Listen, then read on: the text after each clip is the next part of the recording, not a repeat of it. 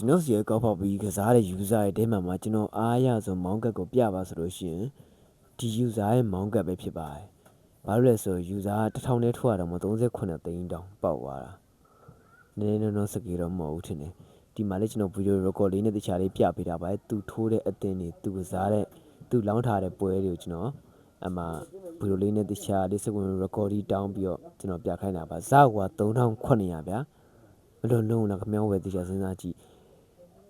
တချို့မေးကြရဲ1000နဲ့350 40အဲ့လိုသိန်းရချီပေါက်တဲ့အခါထုတ်ပြီလားဆိုတော့ထုတ်ပြီပါခင်ဗျာ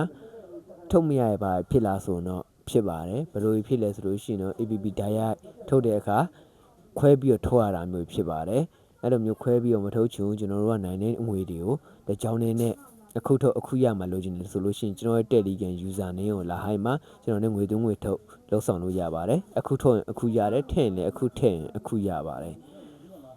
ဒီကျွန်တော်တို့ရုံးမရအောင်တော့ရုံးမရဲ့စီအောင်တော့နားရရပါမယ်ဘယ်လိုအချိန်ဒီမှာဝိုင်းဘက်ကကျွန်တော်တို့ရဲ့အကောက်ကိုပိတ်လဲဆိုလို့ရှိရင်ကျွန်တော်တို့ကဝိုင်းဘက်စီကန်းကိုနားမလဲပဲနဲ့ကျွန်တော်တို့ကြီးခွဆော်တယ်ပြီးလို့ရှိရင်ဖုန်းတစ်လုံးနဲ့အကောက်တွေတစ်ကောက်ပြီးတစ်ကောက်ဖောက်ဆော်ရမျိုးဆိုလို့ရှိရင်ဖြစ်တတ်ပါတယ်အတန်းနိုင်ဆုံးတော့တတိထားပါခင်ဗျာကျွန်တော်စီမှာငွေသွင်းငွေထုတ်လို့ရင်တော့လုံးဝစိတ်ချလက်ချလှုပ်ဆောင်လို့ရပါတယ်ကျွန်တော်တို့ user နဲ့လေးချပေးထားပါ